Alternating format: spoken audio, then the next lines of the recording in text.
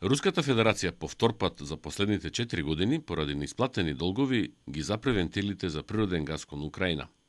Газот што транзитира низ оваа држава за потребите на земјите од Европската Унија не е доведен во прашање. До кога?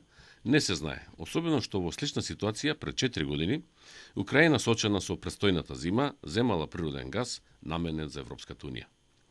Значи ситуацијата може лесно да се повтори, но овој пат Руската Федерација е децидна дека тоа нема да го дозволи. Што ќе се случува со овој значаен енергенс за економијата, неблагодарно е да се предвидува, но и сегашниот македонскиот гасовод е врзан за украинските терминали. Ако до вчера се нагаѓаш или се зборуваше што би било кога би било во односите Русија и Украина, од вчера тој се случи. Се затвори вентилот спрема Украина. Тука какви ќе бидат игрите меѓу големите играчи се може само да се претпоставува, но Македонија кога станува збор за нејзината економија, бидејќи Европската Унија е најголем трговски партнер, релациите во однос на Украина, Русија, Европската Унија, сигурно дека ќе ја тангираат и Македонија.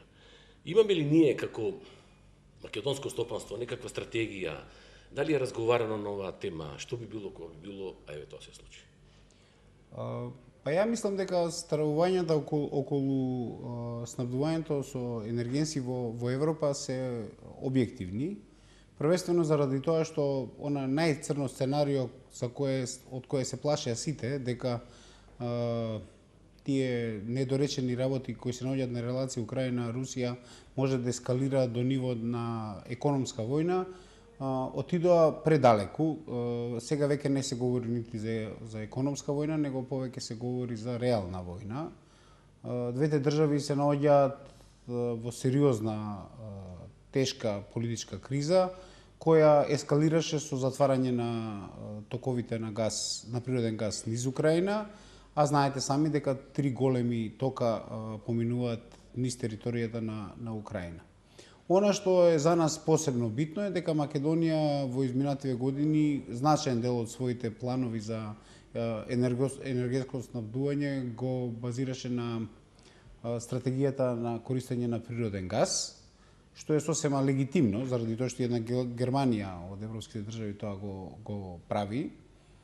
Меѓутоа, за нас е битно дека ако Германија веќе подолго време интензивно работи на воспоставување на директна врска помеѓу Русија и Германија за снабдување со природен газ, за нас токовите кои поминуваа низ Украина сега директно ќе повлијаат на количествата и можностите да се изврши регуларно снабдување со тој енергенс и мислам дека многу брзо и Русија, заради тоа што и таа е заинтересирана за продажба на својот енергенс, а и земјите кориснички ќе мора да работат на алтернативните можности на дотур на гасот во овој дел од Европа.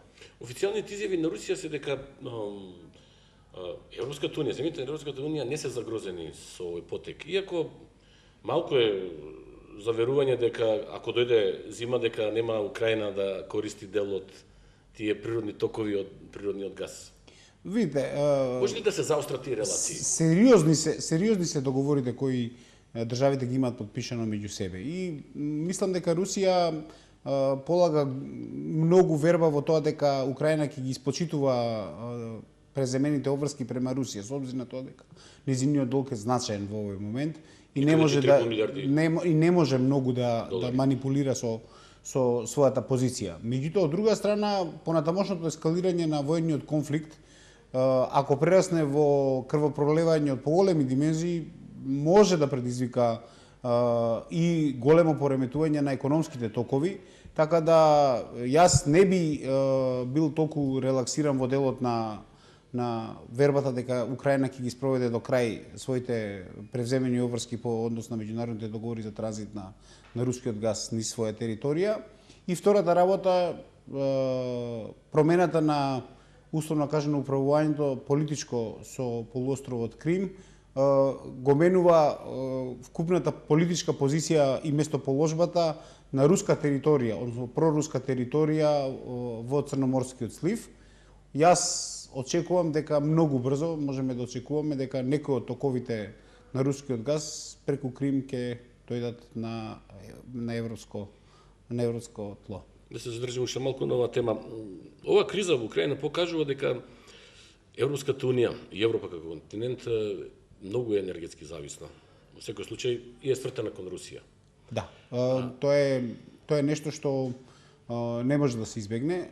Не само Европа. И не става на збор само за природен газ, туку и за нафтата. Да, секако.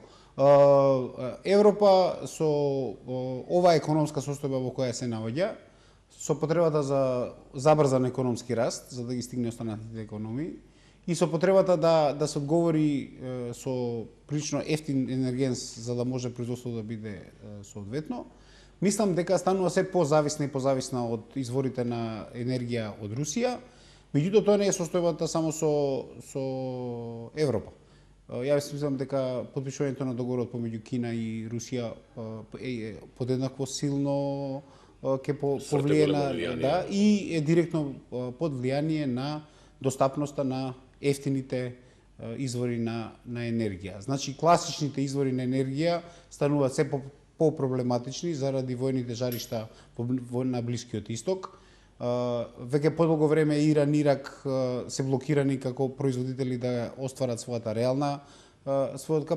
реален капацитет.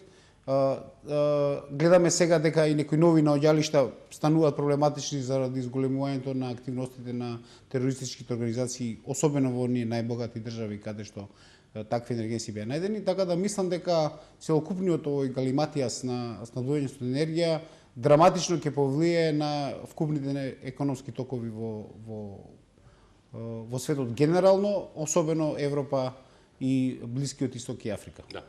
Кај нас дојдоа малку смирувачки овие последни изјави од власта дека прекинувањето на работите на Јужниот тек, каде што и Македонија индиректно треба да се приклучи, дека нема битно да влие на енергетската состојба. Но тоа се сепак на краток рок веројатно точни изјави. На Македонија ќе треба се повеќе енергија. Да. Знаете како, Македонија го упати во значајна мера својот развојен потенцијал во правец на користење на природниот газ како основна суровина, меѓутоа значаен дел од фабриките си ги задржаа постројките кои работат на други деривати. Мислам дека тоа ќе го оскапи производството.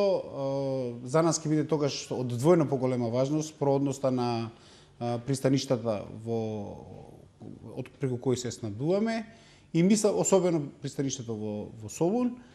И мислам дека тука ќе биде многу значајно да Македонија си обезбеди доволни количества на алтернативни извори на енергија за да се пребродат овие година-две во кои очекувам дека сепак ќе постојат проблеми со снабдувањето со енергија. Да.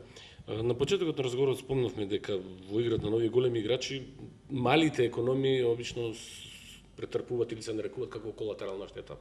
Можно ли да се очекува таква некоја колатерална штета да ја зафати македонската економија со оглед на тоа што Европа се уште покажува голема зависност од руските енергенси? Дали можно да се заострат тие релации официјален Брисел, официјална Москва, па тука да настрада македонската економија? Па добро. Со намалување се разбира на економскиот раст или штом нема енергенци, јасно дека нема ни работа. За нас е важно дека најголемите енергетски потрошувачи во нашата држава од аспект на економијата се првенствено во раците на странски инвеститори. Тоа е теоретски би требало да биде проблематично, меѓутоа од друга страна ја олеснува работата. Преговарачи во име и за потребите на Македонија не се повеќе со новите законски решенија, не се повеќе стандардните преговарачи државата, туку се работи за правни субјекти кои се мултинационални компании кои имаат операции ширум светот. Така да они преговарат на сосема друг начин, со сосема други преговарачки позиции. И заради тоа мислам дека они не спијат. Ја верувам дека веќе се започнати развој на алтернативните планови за снабдување со енергија, заради тоа што тоа би значило многу голем застој ако они веќе не почнале на подготовка на алтернативните планови во случај да гасот навистина застане. Дали заради овие причини прв пат досега се случува економскиот раст на македонското стопанство да се оценува различно? Се разбира, не се тоа драстични износи, од 3,9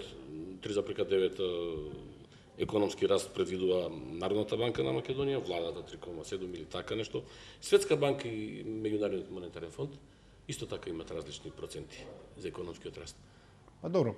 На што се должи тоа? Дали несигурноста на Не, на јас мислам пазарите? дека клучната позиција во однос на различното гледање на развојот на економијата во Македонија првенствено доаѓа од тоа колку брзо и колку ефикасно ќе биде формирана новата влада во Македонија и колку брзо таа оперативно ќе почне да делува. Јасно е дека веќе не е тајна дека заложбите на Стопанската комора повеќе од 10 години за инвестирање во инфраструктурните објекти сега се моторната сила со која се подстрекнува или изголемува економската активност во државата. Ние на тоа го поздравуваме и се радуваме. Не е проблем која влада тоа ќе го направи, за економијата е важно дека енергетските и инфраструктурните објекти треба да се градат заради долгорочниот интерес на економијата.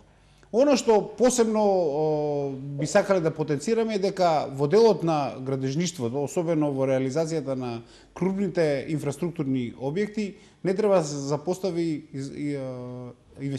инвестирањето во таа секундарна транспортна мрежа, заради тоа што оценивме дека мобилноста на работната сила во Македонија е во значајна мера последично врзана со слабиот развој на секундарната патна инфраструктура, особено слабо развиениот железнички сообраќај во Република Македонија, така да би сакале да видиме дека по-агилен и динамичен приод кон дефинирањето на приоритетите во изградбата на коридорите и патиштата. Нормално дека не, особено јас не сум против изградбата на коридорите. Јас за тоа говорам последниве не знам колку години конзистентно, меѓутоа ценам дека Македонија мора да најде сили и начин да ги подобри своите конекции со соседно Косово, заради тоа што еден дел од нашата економска активност е упатен токму кон овој пазар. Косово почнува да расте во економската размена со Македонија и тоа што е добро за нас е дека тоа е една од ретките, да кажам, пазари со кој остваруваме трговски суфицит и мислам дека треба да се искористи моментумот и таа работа треба да се извлече до максимум. Во услови на криза ниту едно решение не е како да кажам, не е неподобно, напротив, треба да се најдат сите алтернативи во кои ќе се искористат моментот во кој имаме позитивен однос. Сега, очигледно, ние сме малата врата на косовската економија и тоа треба да се искористи. Да. Кога сме во регионот, неодамна се случија оние природни катастрофи во Босна и Херцеговина и во Србија. Размислува ли македонското стопанство, бизнис заедницата за поголем ангажман во овие земји со оглед на природните непогоди што ги доживеа и веројатно потребата нешто да се работи во инфраструктурни делови или пак во некој ангажман или поголем извоз да има едноставно во тие земји? Она што, значи, два аспекта се на ова ваше прашање. Прво, лекцијата што треба да научиме од нашите соседи е дека инвестирањето во заштитните механизми и инфраструктурните објекти од заштита од времени непогоди од типот на поплави и големи врнежи е нешто на кое треба да почнеме да се навикнуваме. Климатските промени ќе доведат до такви посурови периоди во кои ќе има висоци на врнежи и периоди на сушни периоди во кои државата ќе има помалку вода него што е потребно. Токму заради тоа, повторно на површина излегуваат инфраструктурните објекти од делот на хидропотенцијалот во кој државата треба да најде начин да ги гради. И втората работа е да се одржува многу внимателно и многу прецизно мрежата на канали и одводни системи со цел да се намали потенцијалната можност Македонија да влезе во слично сценарио како што влегува нашите соседи. Тоа што е за нас олеснителна околност е дека Македонија не е според своите сливни токови врзана на големите водни потенцијали на овој дел на Балканот, така да и водите со кои треба да се справиме се од условно кажано од локално извориште, и мислам дека тој проблем е совладлив. Тоа што за нас е поголем проблем е тоа дека економиите на нашите соседи претрпеа големи штети. Ние во значаен дел на производите сме врзани како суровинска основа на тие пазари и мислам дека најмалку што можеме да очекуваме е дека ќе имаме турбуленции во делот на прехранбената индустрија, каде што изворишна база ни беше соседна Србија, од каде што црпевме големи количини на жито, пченка и... Вела дека тие краишта нема да бидат така зафатени. Видите, цената ќе расте. А ако не бидат тие краишта зафатени, ќе бидат зафатени кои други краишта. Проблемот е дека недостиг ќе има и моето очекување е дека цените токму на тие суровини ќе идат горе. Тоа што секако би сакал да не се обистини, а тоа е да имаме сериозен проблем и во делот на допуната на фондот на суровинската база во местната индустрија. Ми се чини дека една серија на неповолни развои на настаните во нашата местна индустрија може да е инфлуенсирана од проблемите со снабдувањето од соседните држави. Меѓутоа, за таа работа мислам дека треба да се направат поемпириски истражувања и не би можел со сигурност да тврдам дека тоа е директната причина. Да. Неодамна во јавноста изјавивте дека добар дел од младите кадри од Македонија, или по-конкретно 75%, сака да напуштат државата. Се зборува за високообразованите. Кој е начинот, модусот да го спречиме тој одлив на мозоци? Првата работа. И второ, дали е можно да се преструктура идната генерација младите кадри за потребите на бизнис заедницата? Образовниот процес да претрпи измени на некој начин. Јас многу скоро имавме округла маса во Стопанската комора на Македонија во која разговаравме со стейкхолдерите, со учесниците на целокупниот тој процес. Кои се све учесници на тој процес? Па тоа е првенствено нашиот образовен систем, во кој во овој пат во значајна мера посветивме внимание на средното образование, односно средностручните училишта во Република Македонија, кои не се во одлична кондиција и кои треба да претрпат сериозно унапредување, како во делот на програмата која изучува, така во нивно стратешко поврзување со економијата. И втора работа, тоа се странските инвеститори и инвеститорите во Македонија кои перманентно се жалат дека тешко доаѓаат до квалификувана и квалитетна работна сила за своите инвестиции во Македонија, без разлика што ние имаме глобална кампања дека во Македонија треба да се инвестира заради тоа што сме ние голем извор на работна сила. Да, извор на работна сила сме, меѓутоа не за она ниво на инвестиции кое би било поволно за Република Македонија. А кое е тоа производство? Тоа е она производство кое ќе произведува зголемена додатна вредност. Значи, Македонија полека треба да го напушта курсот на распродажба на своите human resources или ljudски потенцијали и да почне полека да се нуди како територија на која има адекватна работна сила за квалитетно подобрена цена од онаа што се нуди на европскиот пазар. Што се однесува до заминувањето на младите стручни кадри, јас ја потенцирав она што беше заклучок на округлата маса, а кај нас е тоа очигледно јасно, е тоа дека според истражувањето на Стопанската комора преку 60% од компаниите кои беа анкетирани изразија подготвеност или потреба за средно школски стручно едуциран кадар, а само 10% изразија потреба за високо образован кадар, што укажува на тоа дека 6:1 е поголем бројот и потребата за кадри во Република Македонија. И тоа е директен сигнал дека треба нешто да се направи во промената на структурата на начинот на образованието.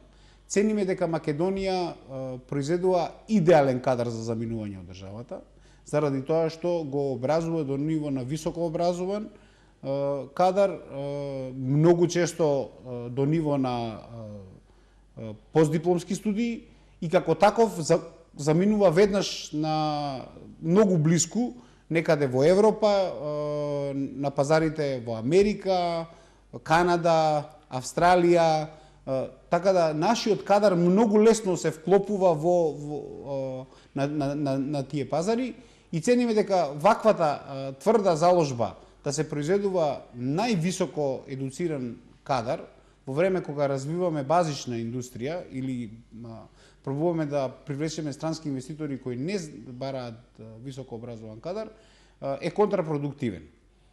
Доказ за тоа е и фактот дека едно скорашно наше истражување покажа дека 3 од 4 млади луѓе со завршено високо образование би прифатиле да работат во странство ако за тоа им се укаже прилика. Значи, пазите, дека не се говори за тоа дека би заминале само ако им се укаже добра прилика, него ако им се укаже прилика. Тоа е поразително. Знаете како во ситуација во која се жалиме дека Македонија има демографски проблеми, намален наталитет, намален, условно кажано, работен потенцијал, вие да ги губите луѓето од кога се веќе одшколувани е 4 пати поголема штета. Значи, тоа е во нив е инвестирано многу, а македонските семејства стареат и имаат проблем како да го задржат условно функционалноста на семејството на долги стази.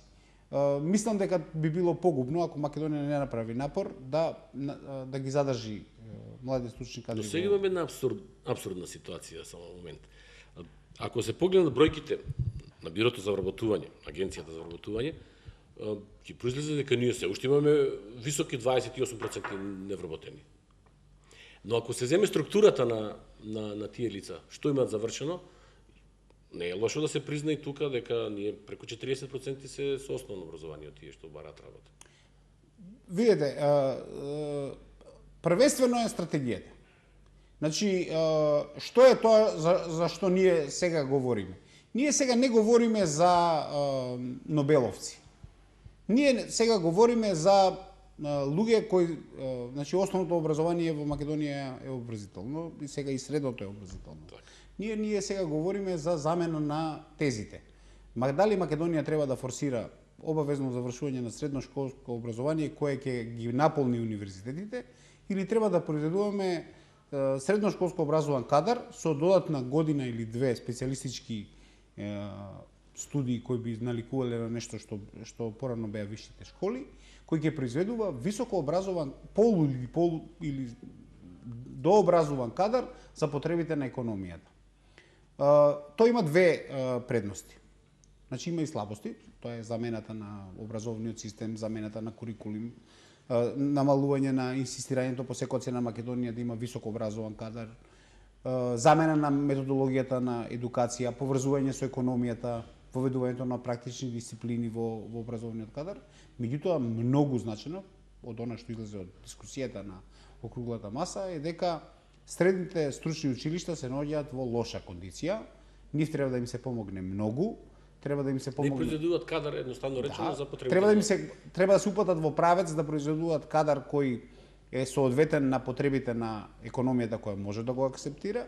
И второ, како такви, они потешко ќе се определат да заминат од државата, отколку ако ги дошколувате до ниво да лесно заминуваат од државата. Да не говорам дека не можеме да очекуваме повеќе дека Македонија, дури и со многу висока стапка на невработеност, која за среќа се намалува, треба да очекува дека ќе имаме најевтина работна сила во регионот. Заради тоа што Македонија многу инвестира во образованието на тие млади луѓе, состојбата во државата не е толку лоша и со економскиот раст кој полека ја го зголемува вкупно економскиот потенцијал на семејствата во државата, јасно е дека вие не може да очекувате дека луѓето ќе прифатат било каква работа за било каква цена. Сега, ако сме околу таа дополнителна едукација, кој треба таа да ја спроведе, кој треба да субвенционира, како тоа да се направи? Па, видите, државата може да продолжи со политиката на понуда на Македонија како дестинација во која работната сила ќе биде платена ниска. Меѓутоа, тогаш треба разликата до реалната цена на пазарот да се субвенционира. Јас го кажав тоа, дека и во земјоделието имаме помалку производство него што реално би требало да биде и поскапо него што го меѓутоа затоа постои механизмот на субвенции за да се помогне на оние што реално произведуваат земјоделски производи. Истата политика треба да се спроведе во делот на запослувањето на млади стручни кадри. Значи, нивната реедукација треба да се субвенционира, треба да им се помогне на компаниите кои се занимаваат со таков тип на дејности и пробуваат да ги доедуцираат младите и нормално ако се работи за веќе превземени договори во кои е ветена одредено ниво на цени на работната сила, разликата до реалната цена на пазарот, државата треба да најде механизми во кои тие би биле субвенционирани. Значи, кај да не се појават кај на страната на економскиот субјект кој инвестирал во државата. Да. Се знае ли кои занимања се дефицитарни во Македонија сега во моментов? И на кој начин би можело што побрзо да се произведат такви кадри? Па ние на една кратка анализа пронајдовме скоро страница и пол номенклатура на занимања дефицитарни во државата, од кои повеќе од 60-70% воопште не беа во класификацијата на вработувања кои во државата воопште се водат. Дали мислам дека извинувам само како дополнение. Дали имаме такви средни стручни школи што можат да произведат таков кадар? Видите, со малку, ако сме во состојба да имаме високо образован кадар и ако сме во состојба да го произведуваме до највисокото ниво, зашто не би можеле тоа да го произведеме ако се воведе стратегија и се променат едукацијските програми. Мислам дека не се работи за нанотехнологија или нешто посебно, се работи за занимања кои се денеска нешто што се очекува.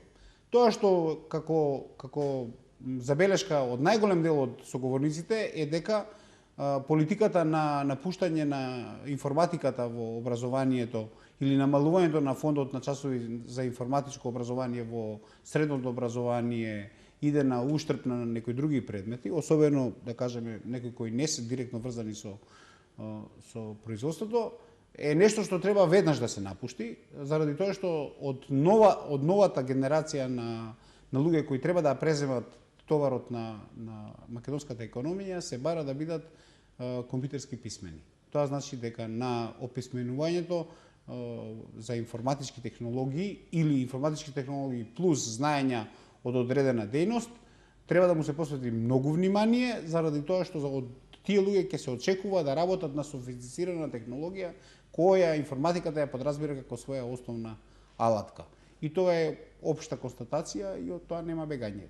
Тоа мора да се направи. Да, дали со овие констатации се сложува и владата на Македонија? Добро, видите, ние не сакаме... се стари проблеми, не се сврзани за сегашната владна состав. На округлата маса учествува представници на владените агенции. За жал немавме представници директно од највисоката власт.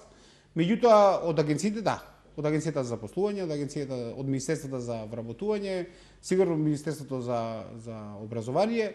Битно е дека они се на иста линија. Значи, ние овдека не говориме за, како што рековте, нешто ново, ние овдека говориме за нешто што треба да се ревидира и да се прилагоди на новите барања. И да се спроведе што е можно поскоро. Иначе во спротивно произведуваме кадар, ви реков, идеален за извоз од државата, односно за заминување од државата.